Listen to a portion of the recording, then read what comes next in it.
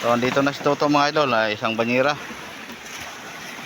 Yan po, sila po ang dumayo kanina, galing po doon sa dito sa ating na location na ano, pumunta sila sa Payaw, 15 milyahe.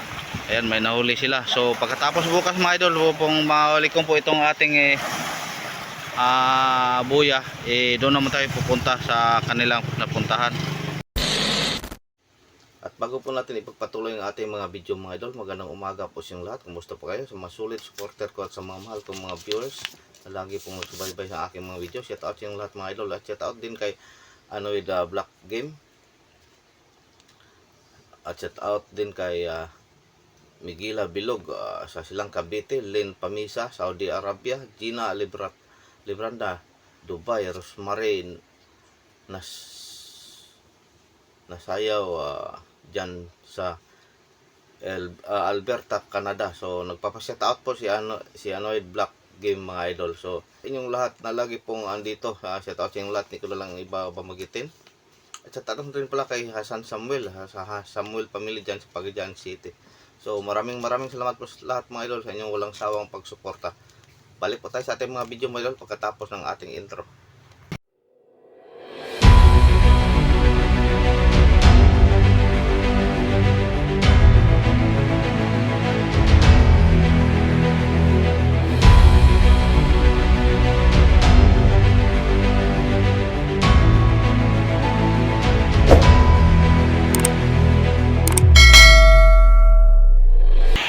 Ating umaga mga idol, matumal po.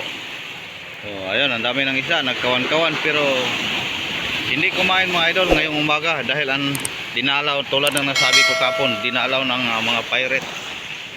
Ang daming mga pirate, kaya mamaya tatawag na lang po tayo ng light boat para po ipalikom. Yan, inayos po ni idol ni Clyde ang bracket namin dahil nagbaliktad.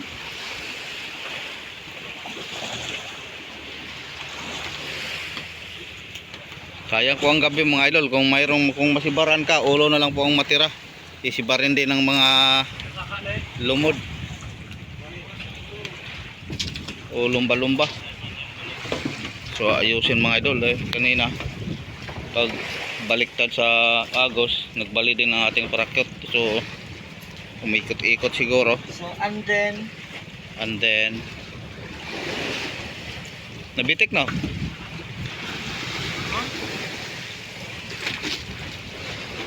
Ihunong sa gorilla do.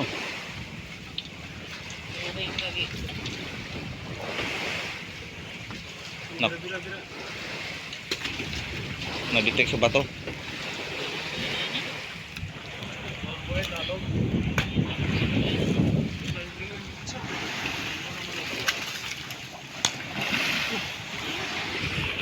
Ayun, tumalo na. Yan mga idol, oh. Yan po nung matake sa aming mga pangisda, mga kawel.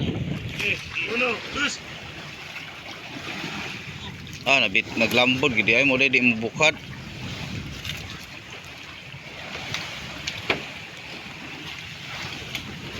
Oh, pondo na. Pondo inyo. Nabitik.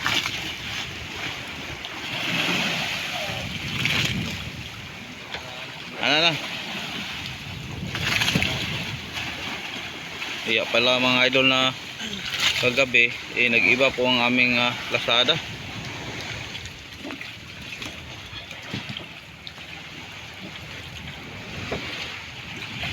So kung hindi lang dumating ang mga pirata mga idol, sigurado makapuno na naman ang mga service boat. Ayun, ibang mga service boat po natin dumayo na lang po sa mga payaw na malapit po dito. Sana makakita din sila ng payaw.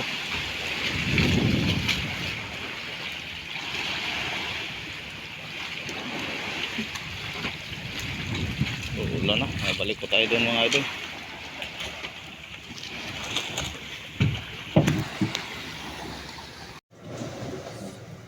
So sayang ang umaga po namin mga idol dahil sa mga fighter sa mga pirata. Kaninang madaling araw nasibaran sana sila ng mga malalaking mga karaw-karaw, yung mga tagsingkuhan.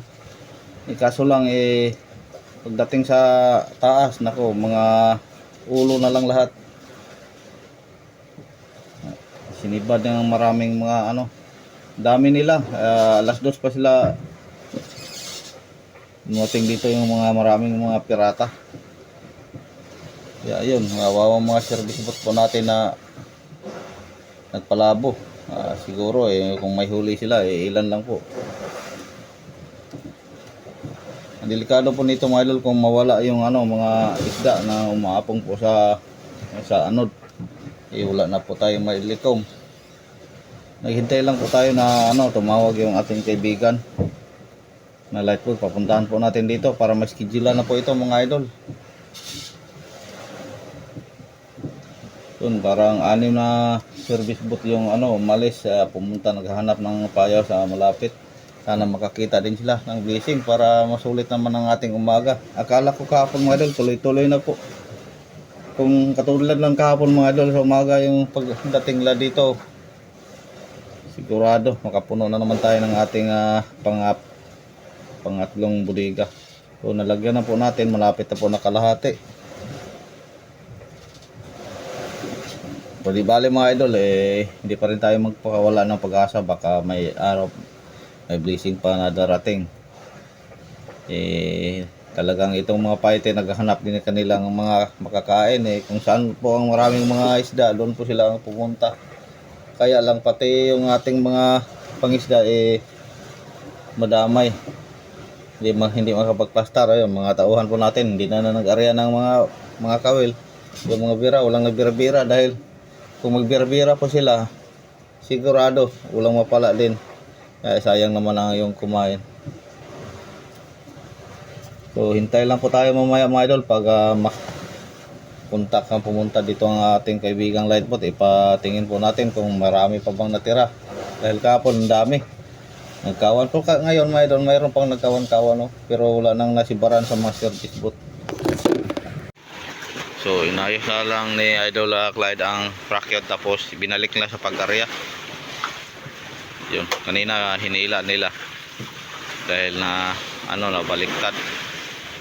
So para hindi tayo masyadong bilis ng agos na kapon 0.8 lang ngayon naging 1 na 1.1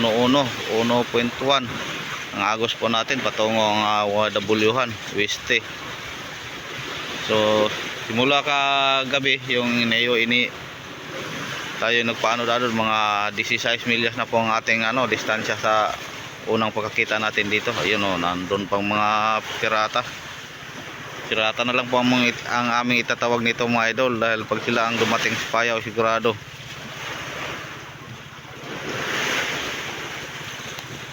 ayan, balik po tayo sa loob mga idol, baka tumawag po ang ating kaibigan. So andito na si Toto mga idol, isang banyera.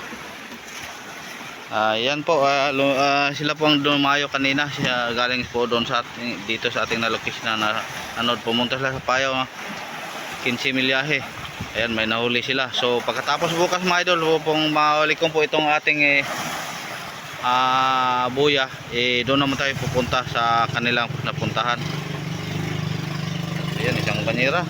Thank you, may blessing. So si Karting na naman. Oh, ayun. Huli kaya to. Parang nagbuting-buting lang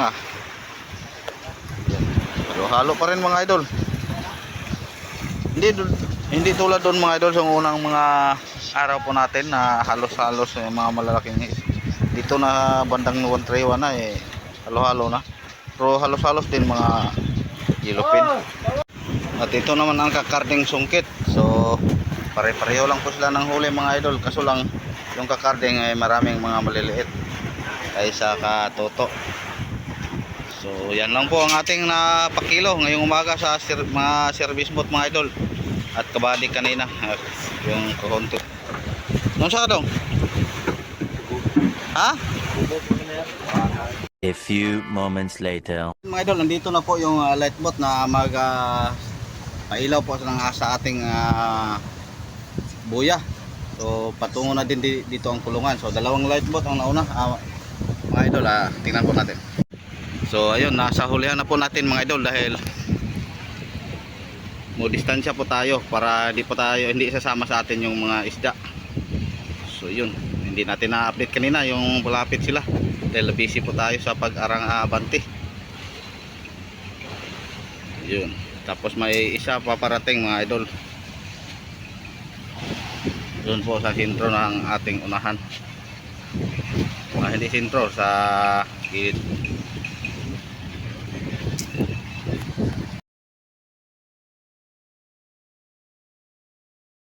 Yan, full pack. Ano siya gikan sa Manila. Kaya pagpauli, yatong Surigao na nakat. Tagalog ka naman, kuya. Kasi hindi ako marunong magtagalog eh.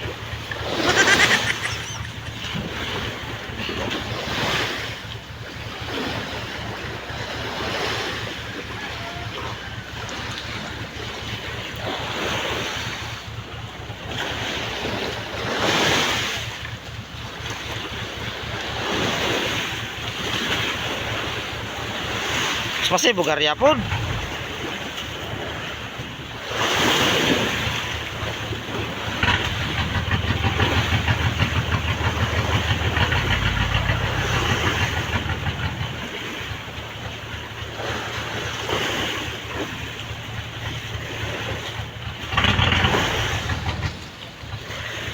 Ito lang itlog ha.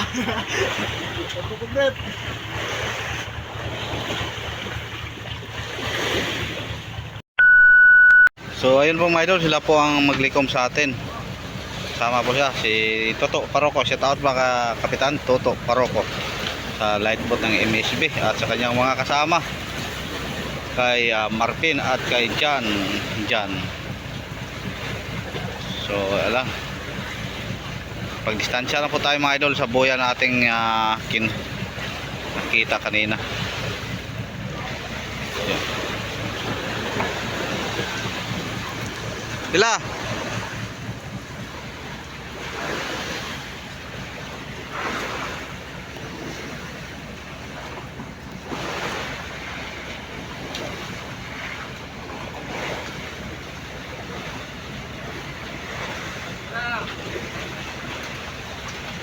So, pinuntahan po namin yung payaw na bagong liko mga idol ito. Pero may isda na, pero hindi lang masyadong marami. Sila. Ha? 20? So naka 20 kilos pa si Jan sa Derabera o hila-hila. Tali muna tayo mga idol habang tayo ay maghihintay sa signal nila na tayo po ay palapit na. Siguro mamayang madaling araw pa tayo lalapit mga idol. Sakto, hintayin muna natin yung ating service boat. Mayroon tayong dumayo kanina. Sana makakita sila. Yan naman ating postingan na bukas pagkatapos ng paglikom. So, andito na po mga idol, yung dumayo po natin kanina, si Pio, alias Carding Sungkit. So, puno pong kanyang lagayan. Yan, yung ganun pa rin mga idol, yung kanyang payo na pinupuntahan, bagong likom lang yan, mga 2 araw pa. Pero, ayun, dami siyang huli. Tulad nito mga idol, yung aming tinatalian ngayon. Bagong likom, pero may isda na. Kita nyo kanina, saglit, nakabidyo po tayo ni Idol Clyde. So sana yung Kibade dumayo doon sa bandang southwest makadala din. Pero hindi tayo totally mamaya mga idol, pagkatapos natin mag-realize tayo po pupunta doon sa yung nabanggit ko kanina, yung sa buya na ating pinalikom, para bukas ng umaga makaplaster po tayo sa pag-akyat. Kukunin po nating dahil bibigyan ko tayo, sana may blessing din mga idol. So sulit si Carding lang po yung nag-isa dumayo sa bandang norte. Akala ko naano na dahil tagal umuwi mga idol. Wala siyang kasama. Yun.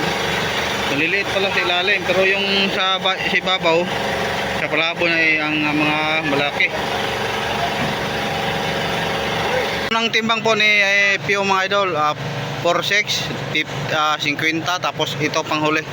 Mga 40 plus siguro. So 3 timbang. Yun. Tapos andito na po si Buddy mga idol.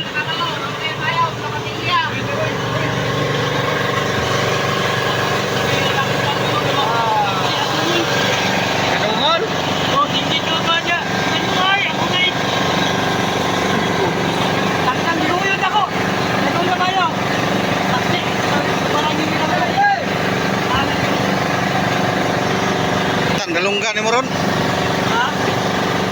dalunggan, tato ng dalunggan. Mga idol, dahil ngayong gabi marami pong blessing na bigay sa mga pakura na mga service boat na dumayo kabady, nagpatimbang po siya ng dalawang 4.6, isang 5.1 at isang 3.7. So limang timbang po ang kabady, dalawang 4.6, 4.4, 5.1 at 3.7. Tapos ito naman ka idol Toto, ayan, mga ilang banyera po siguro to, 1, 2, 3, 4, 5, mga limang banyera din mga idol. So sulit ang dumayo. So may isa pa tayong hinintay, si Idol Atan. Ando na pala pero hindi pa nakasampa dahil busy. Yan, si Bidondon pala.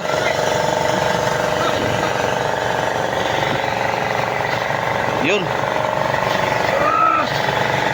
So ayun, mayroon pa pala Idol Toto, hindi pa nalagay dito. So sulit po mga idol, sa makakalahati po tayo sa ating pangatlong bodega.